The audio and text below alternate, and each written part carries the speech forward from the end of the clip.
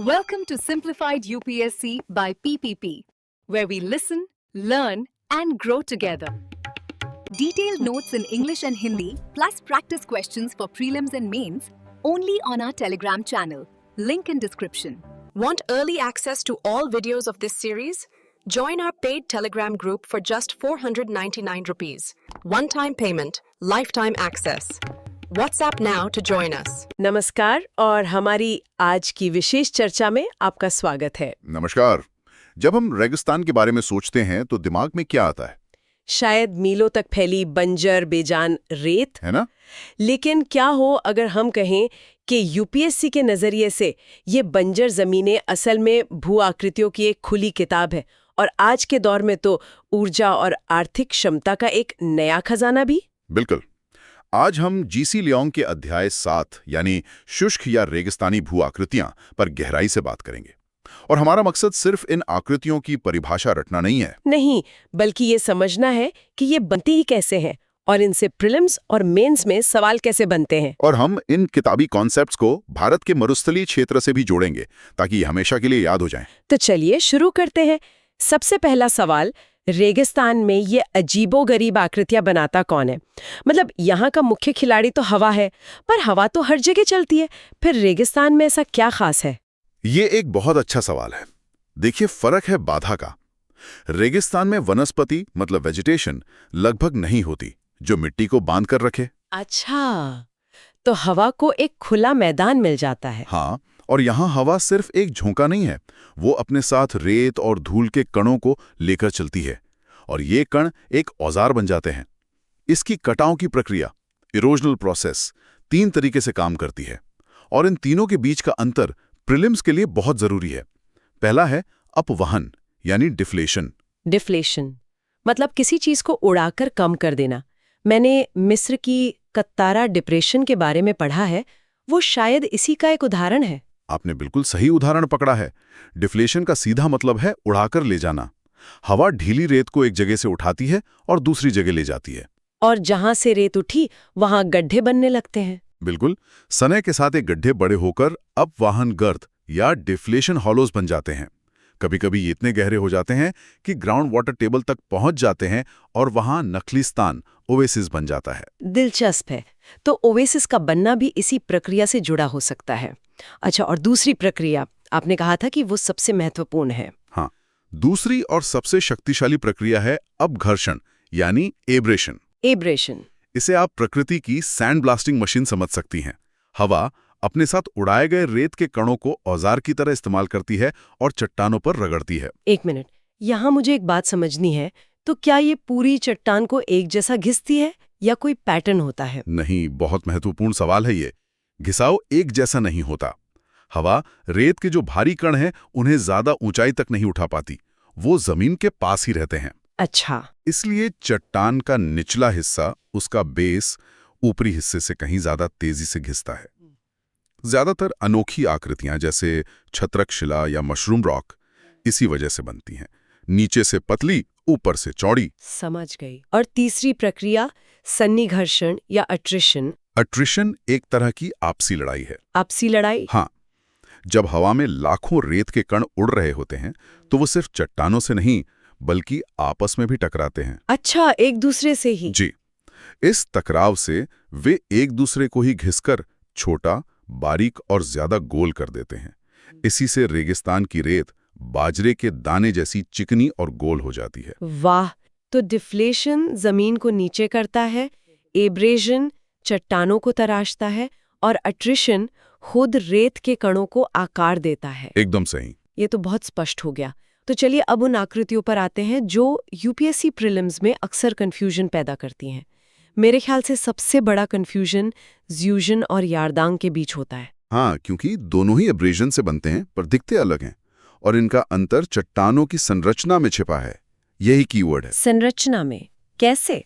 देखिए, ज़्यूजेन की कल्पना एक टेबल या स्याही दवात की तरह कीजिए। इसमें कठोर चट्टान की परत ऊपर होती है और उसके नीचे मुलायम चट्टान की परत, मतलब एक हॉरिजॉन्टल अरेंजमेंट है। अच्छा, एक के ऊपर एक लेयर्स में? जी। हवा मुलायम चट्टान को किनारों से ज्यादा काटती है, जिससे ऊपर का कठोर हिस्सा एक टोपी जैसा बच जाता है और नीचे का हिस्सा पतला हो जाता है। तो फिर यारदांग में क्या होता है? यारदांग में यही व्यवस्था बदल जाती है। यहाँ कठोर और मुलायम चट्टानों की परतें एक दूसरे के बगल में खड़ी होती हैं, यानी वर्टिकल, और हवा की दिशा के समानांतर, पैरेलल। अच्छा, वर्टिकल। हाँ, तो हवा मुलायम चट्टानों को आसानी से उड़ा ले जाती है और कठोर चट्टानों की लंबी लंबी नुकीली कतारें खड़ी रह जाती हैं, जिनके बीच में गलियारे बन जाते हैं। तो मुख्य अंतर हुआ यूजिन में हॉरिजॉन्टल परतें, यारदांग में वर्टिकल। ठीक है।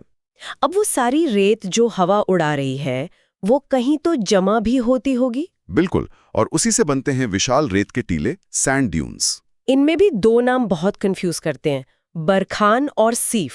हाँ, ये दोनों डिपोजिशनल लैंडफॉर्म्स हैं। बरखान सबसे क्लासिक रेत का टीला है। ये अर्धचंद्राकार, क्रेसेंट शेप्ड होता है, जिसके दो सींग हवा की दिशा में आगे की ओर निकले होते हैं। ये तो मैंने तस्वीरों में देखा है। ये आगे भी बढ़ते हैं ना? हाँ, ये सक्रिय टीले होते हैं, हर साल कुछ मीटर आगे खिसकते हैं। और सीफ, इसका नाम अरबी जैसा लगता है। इसका मतलब है तलवार। तलवार? जी, ये बरखान से बिल्कुल अलग, बहुत लंबे, सीधे और नुकीले टीले होते हैं, जो हवा की दिशा के समानांतर बनते हैं। इनकी लंबाई 100 किलोमीटर से भी ज्यादा हो सकती है। इन्हें लॉन्गिट्यूडनल ड्यून्स भी कहते हैं। शानदार। और वो बहुत बारीक धूल जो रेगिस्तान से हजारों किलोमीटर दूर जाकर जमा हो जाती है, लोएस। स्रोतों में लिखा है कि ये बहुत उपजाऊ होती है, पर इसका बड़ा मतलब क्या है? इसका मतलब बहुत बड़ा है। लोएस सिर्फ पीली मिट्टी नहीं है, ये एक इकोसिस्टम का अवशिष्ट है जो दूसरे इकोसिस्टम के लिए वरदान बन जाता है। वरदान? हाँ, चीन का लोएस पठार इसका सबसे बड़ा उदाहरण है। वहां गोबी रेगिस्तान से उड़ी धूल की सैकड़ों मीटर मोटी परतें जमी हैं। चीन की जो ह्वांग हे या पीली नदी है, उसका पीला रंग इसी मिट्टी के कारण है। अच्छा। और वो क्षेत्र चीन की कृषि का केंद्र रहा है। यह हमें सिखाता है कि प्रकृति में कोई भी चीज बेकार नहीं है। वाह, तो रेगिस्तान की धूल दुनिया के दूसरे कोनों में खाद्य सुरक्षा की नींव रखती है। ये एक जबरदस्त इंसाइट है। चलिए अब मेंस के क्लासिक सवाल पर आते हैं। रेगिस्तान केवल बंजर भूमि नहीं है, बल्कि आर्थिक क्षमता के भंडार है। बिल्कुल सही कथन है। सतही तौर पर रेगिस्तान कठोर दिखते हैं, लेकिन भूगर्भीय रूप से ये बहुत समृद्ध होते हैं। खनिजों के लालच ने ही इंसानों को इन इलाकों में खींचा है। जैसे ऑस्ट्रेलिया में कालगुरली और कूलगाड़ी की सोने की खदानें, अफ्रीका के कालाहरी रेगिस्तान में हीरे और तांबा, चिली के अटकामा रेगिस्तान में नाइट्रेट। ये तो पारंपरिक खनिजों की बात हुई, लेकिन आज के समय में जब हम आर्थिक क्षमता की बात करते हैं तो एक नाम सबसे पहले आता है, तेल। निश्चित रूप से आज के समय में रेगिस्तान का सबसे बड़ा खजाना है तेल, जिसे तरल सोना या लिक्विड गोल्ड भी कहा गया है। मध्य पूर्व के देश इसका सबसे बड़ा उदाहरण है। जी, सऊदी अरब, कुवैत, यूएई जैसे देशों ने इसी तेल के दम पर रेगिस्तान में दुनिया के सबसे आधुनिक शहर खड़े कर दिए हैं। इसने पूरी दुनिया की भू राजनीति को बदल दिया। लेकिन क्या ये हमेशा एक वरदान ही होता है? मैंने रिसोर्स कर्स या संसाधन अभिशाप के बारे में पढ़ा है। आपने एक बहुत ही महत्वपूर्ण बिंदु उठाया है। जब कोई देश सिर्फ एक संसाधन पर निर्भर हो जाता है तो उसकी बाकी अर्थव्यवस्था पिछड़ जाती है। ये मेंस के जीएस पेपर 3 के लिए एक बेहतरीन क्रिटिकल पर्सपेक्टिव है। ठीक है, तो खनिज और तेल एक पहलू है, लेकिन ये तो एक्सट्रैक्टिव मतलब जमीन से निकालने वाली चीजें हुई। रेगिस्तान की एक और खासियत है, कभी न खत्म होने वाली धूप। क्या ये रेगिस्तान की नई आर्थिक क्षमता है? यही भविष्य है। रेगिस्तान अब सिर्फ खनिज निकालने की जगह नहीं, बल्कि ऊर्जा पैदा करने के केंद्र बन रहे हैं। यहाँ साल भर आसमान साफ रहता है और सोलर रेडिएशन की तीव्रता बहुत ज्यादा होती है। सौर ऊर्जा के लिए आदर्श स्थिति। बिल्कुल, और भारत इसका एक प्रमुख उदाहरण है। आप राजस्थान के भादला सोलर पार्क की बात कर रहे हैं, है ना? जी, जोधपुर में स्थित भादला सोलर पार्क दुनिया के सबसे बड़े सोलर पार्कों में से एक है।